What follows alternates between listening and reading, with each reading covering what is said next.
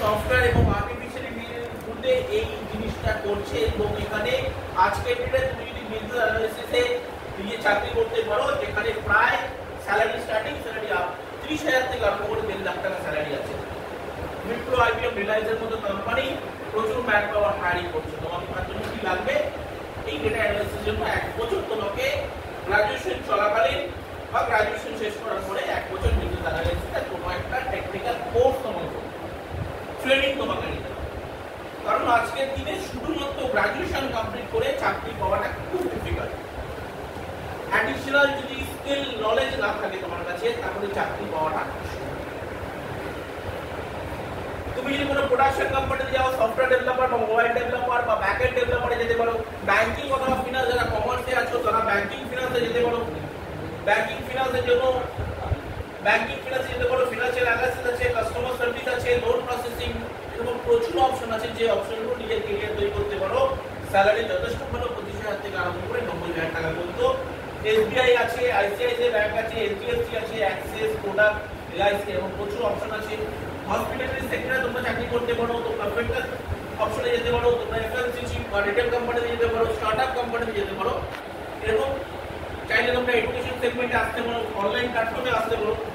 চাইলে health care, unicorn, internet company, manufacturing, Fortune 500 বা BTP company, এই ধরনের কোম্পানিতে নিজের জব রোল তৈরি করতে পারো। আর্টিফিশিয়াল ইন্টেলিজেন্স তোমাদেরকে আগে যেটা বললাম, যেটা হচ্ছে 3 ধরনের। একটা হচ্ছে উইক এআই, একটা হচ্ছে স্ট্রং এআই, আর একটা হচ্ছে সুপার ইন্টেলিজেন্স। যেটা এই মুহূর্তে তোমরা যে এই যে সেগমেন্টটা, মিডিল যে সেগমেন্টটা জেনারেল এআই, এই জেনারেল এআইটার মার্কেটে আইটি সেক্টরে প্রচুর ডিমান্ড আছে।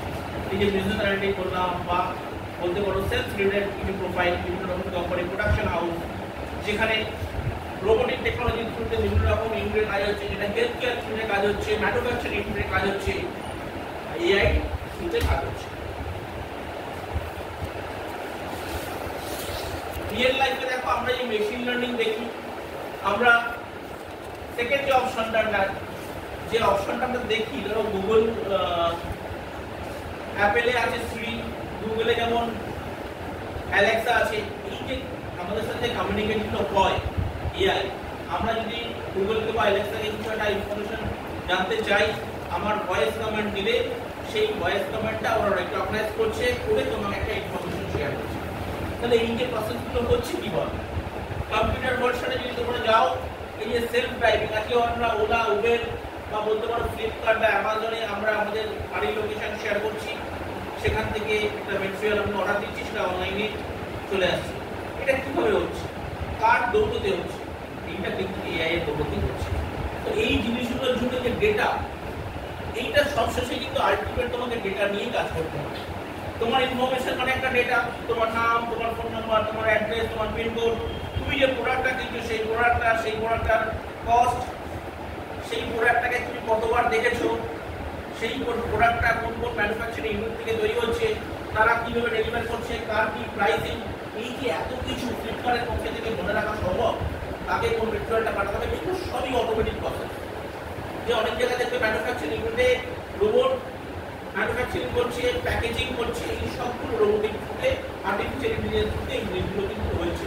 এইগুলোরই বিভিন্ন রকম ভাগ রয়েছে রোবোটিক। এটা দেখো হেলথ কেয়ার ইউনিটে রোবট এখন কিন্তু সার্ভ করছে। তোমরা রোবট বইটা নিশ্চয়ই দেখেছো অনেকে, এখানে অডিওর কোন ব্যবস্থা আছে?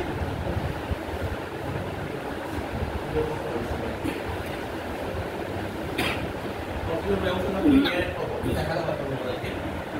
তো এই যে সেগমেন্টটা এবার দেখতে হবে তোমরা কোন সেগমেন্টে যেতে চাইছো। তোমরা যদি এআই নিয়ে ভাবনা চিন্তা করো, আদৌ এআই তোমাদের জন্য কমফোর্টেবল কি? আমাদের কাছে তো অপশন অনেক কিছুই আছে, কিন্তু আমি কোন অপশনটায় গেলে আমার ক্যারিয়ারটা সঠিক।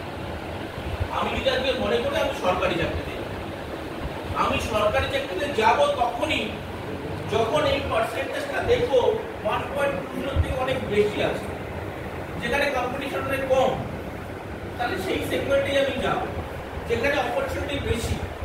এই যে দুটো সেগমেন্ট তোমাদেরকে দেখালাম, স্কিল সেক্টর আর কর্পোরেট সেক্টর, এখানে প্রায় 3-3.5 কোটি চাকরি আছে।